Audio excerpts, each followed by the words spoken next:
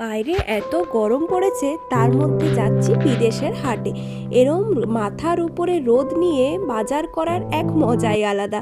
এসে করে বাড়িতে বানাবো আজ মূলোর পরোটা। বেশ ভালো হয়েছিল খেতে। হ্যালো এভরিওয়ান, কেমন আছেন আপনারা সবাই? আমি শাইনি।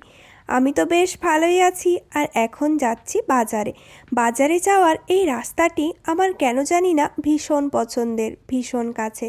এই রাস্তা দিয়ে যতবারই হাঁটি না কেন ততবারই মনের মধ্যে এক অন্য রকমের ভালো লাগা কাজ করে।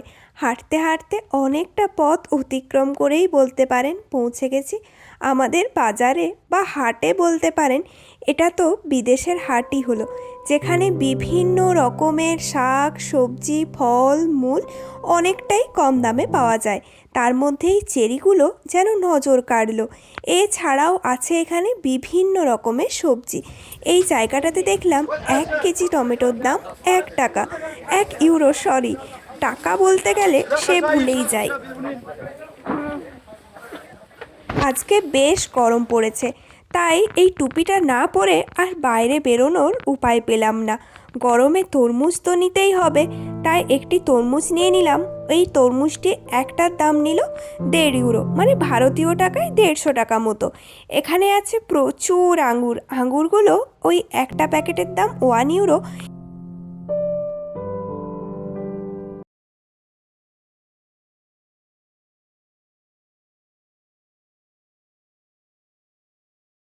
এখানের মানুষজন দেখি এই লঙ্কাগুলো খেতে বেশ পছন্দ করে, তাই আমিও মাঝে মধ্যে নিয়ে যাই, তবে ক্যাপসিকাম হিসেবে খাওয়ার জন্যে। 1 কেজির দাম 2.5 ইউরো। এখানে প্রচুর কিছু গন্ধরাজ লেবু আছে, চারটে 1 ইউরোতে। এখানে এগুলো কি বলুন তো, চুখিনি। অনেকটা লাউয়ের মতনই খেতে হয়। গাজরগুলো কি টাটকা, কি সুন্দর লাগছে, তাই না? বাজার থেকে এসে না এসেই তরমুজটাকে ফ্রিজের মধ্যে রেখে দিয়েছিলাম, যাতে একদম এই গরমের মধ্যে ঠান্ডা ঠান্ডা তরমুজ খেতে পারি। এখানে তরমুজ কিন্তু বেশ ভালো হয়, প্রচণ্ড মিষ্টি। আর এক একটা সাইজ প্রায় 8 থেকে 10 কেজি মতো হয়। তাই তো তরমুজ অমন কেটে কেটে বিক্রি করে।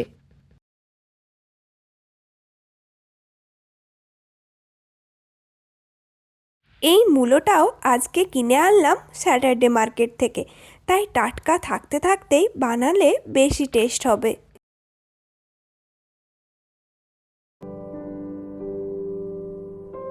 বানাতে গিয়ে দেখি বেশ খাটনির কাজ কিন্তু।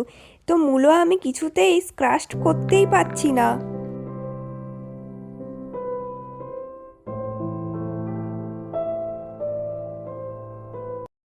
পরোটা বানাবো, তবে ময়দা দেব না। আজকে আটা দিয়েই বানাবো। ওই রাত্রেবেলায় রুটি তরকারির বদলে মূলোর পরোটা বানিয়ে নেব। এটি আরও তাড়াতাড়ি বানানো হয়ে যাবে।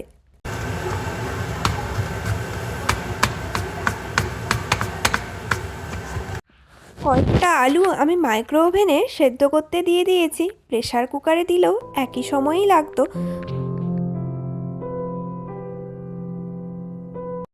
মূলোটাকে ক্রাশ করতে কিন্তু আমার প্রচুর সময় লেগেছে।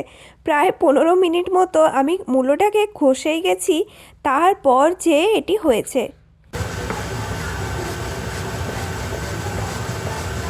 যত রকমভাবে ট্রাই করা যায় সব কিছু ট্রাই করে অবশেষে দেখলাম এরমভাবে করলে বেশ ইজিলি হয়ে যাচ্ছে।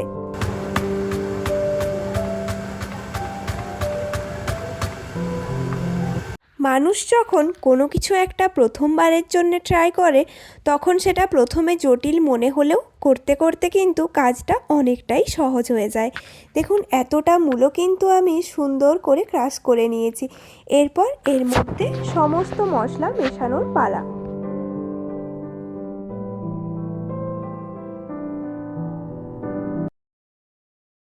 টিস্যু দিয়ে জায়গাটা একটু পরিষ্কার করে নিই। এই হয়েছে আমার এক স্বভাব।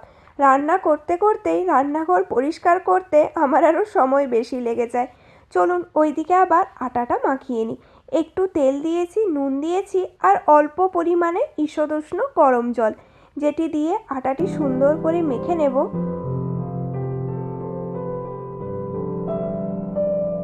আটা মেখে তো ওইদিকে রেখে দিয়েছি। আর ধনেপাতাগুলো কি টাটকা! আজকেই সবে আনলাম তো তাই এত তরতাজা। এরম তরতাজা জিনিস দেখলে চোখেরও শান্তি আর মনেরও শান্তি। চলুন পাতাগুলো ছাড়িয়ে ভালো করে কুচি কুচি করে কেটে নিয়েছি। এরপর এই মূলোর মধ্যে কোচানো পেঁয়াজ, ধনেপাতা আর কাঁচা লঙ্কা দিয়ে দিই।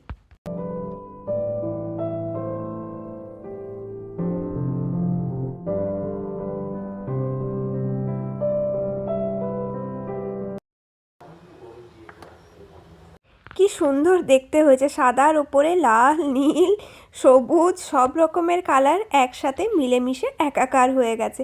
এরপর ভালো করে এটা মাখিয়ে নিই, তাহলেই আমার মূলোর পুর একদম রেডি। এই পরোটাগুলো খেতে কিন্তু বেশ ভালো লাগে, আলুর পরোটা, মূলোর পরোটা, তারপর ওই ফুলকপি দিয়ে যে পরোটা হয় সেটিও বেশ সুন্দর, সব থেকে ভালো তো পনির পরোটা।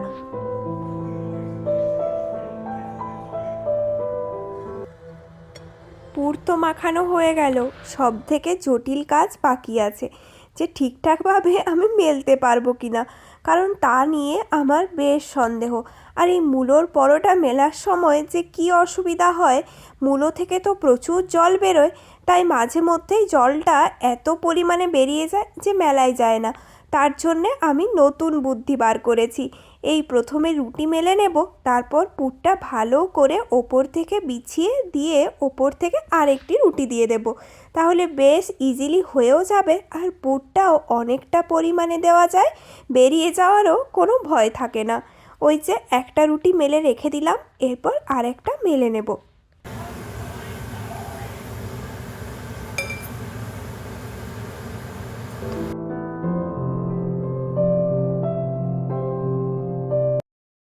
এখন যতটা পরিমাণে পুর এর মধ্যে দেওয়া যায় ঠিক ততটাই দিয়ে দেব।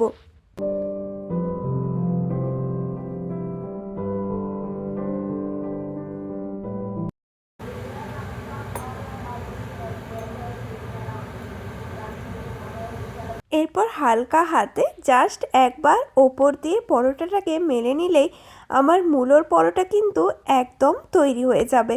এরপর ভাজতে হবে, যদিও সেটি আবার বেশ সময় সাপেক্ষ কাজ, যাতে ভেতরেরটিও কুক হয় সেটির দিকেও নজর রাখতে হবে।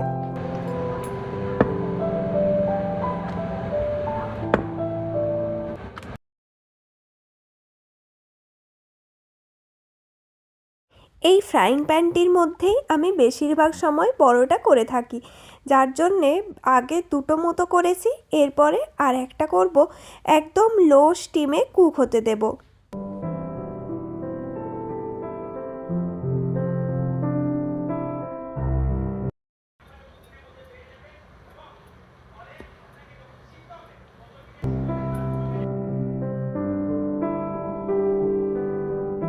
আমি কিন্তু একসাথে বেশ অনেকগুলো পরোটা বানিয়ে নিই। এই একসাথে প্রায় 3টে পরোটাই ভেজে নেব, সময় নিয়ে ধীরে ধীরে। বেশ ভালোও হয় খেতে, আর টাইম নিয়ে বানানোও যায়।